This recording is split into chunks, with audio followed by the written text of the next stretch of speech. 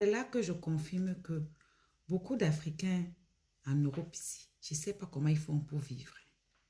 Ou ils restent seulement chez eux. Quand ils se déplacent, ils partent chez les amis ou chez les sœurs, je ne sais pas.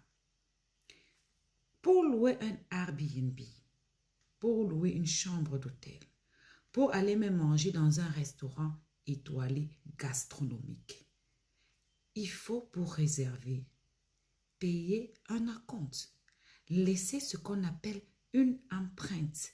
L'empreinte, c'est ta carte bancaire. Au cas où tu annules à temps, on te rembourse l'intégralité, mais si tu annules trop tard, ils récupèrent un petit pourcentage. Il y a pire. Dernièrement, pour mon anniversaire, j'ai été manger à la Tour Eiffel. Jules Verne.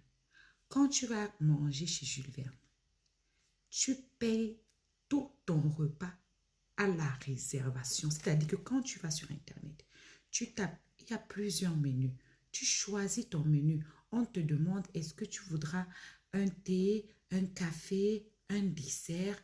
Tu tapes, est-ce que tu voudras l'apéritif? Tu tapes, est-ce que tu voudras, comment dire ça, le champagne qui est l'apéritif, bien sûr. Est-ce que tu voudras un digestif? Tu tapes, tu choisis, ça te fait la compte. Et tu payes cash à la réservation. Tu réserves 2 à 3 mois avant. Si tu crèves avant, ce n'est pas leur problème. Eux, ils ont reçu leur argent. Je dis bien que tu payes l'intégralité.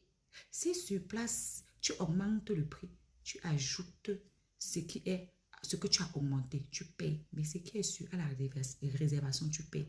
Donc, quand cette petite fille-là, cette mytho, parce qu'elle est dans un buzz, se met à vous raconter qu'on a réservé un Airbnb, toi-même qui es ici au Cameroun, en Europe, pas un peu au Cameroun, essaie de réserver un peu via les appartements meublés, via certains sites.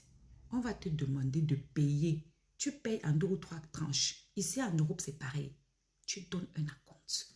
Et si jamais tu arrives que tu n'as pas payé, ils ne vont pas aller arrêter ta mère. Ils ne vont pas aller arrêter ta soeur. Ils ne vont pas aller arrêter ta copine ou ton gars que tu es avec. Puisque ce n'est pas eux qui ont réservé. Ils vont aller sur la carte que tu as payée pour réserver là. C'est dans ça qu'on va t'envoyer les relances. C'est dans ça qu'on va informer ta banque. C'est dans ça que s'il y a poursuite. Parce que sur ta carte bancaire, il y a ton nom, ton prénom, ton adresse là où tu vis. Il suffit d'appeler ta banque. Donc, quand elle vient dire que les gens n'ont pas payé le Airbnb, c'est elle qui a payé en faisant quoi?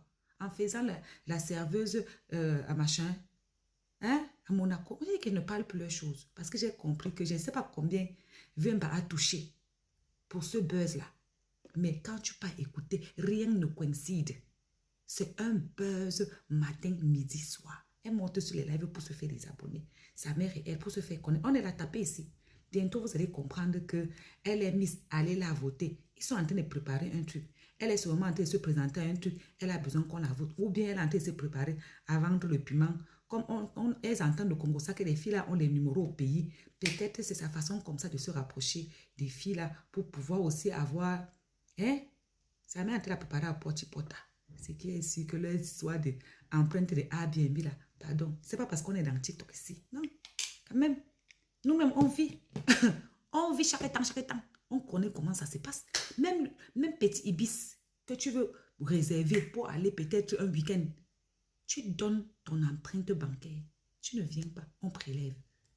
Et si tu ne peux pas payer, donc tu veux dire qu'on l'a laissé partir avec Vimba. Elle n'a pas payé. Par derrière, on est parti arrêter sa mère, alors que ce n'est pas eux qui ont réservé. Qu'elle aille dormir, le mensonge, même d'abord, c'est mal tissé. Moi, j'ai la tête, j'ai compris depuis que c'est le buzz, dis donc, à bisous.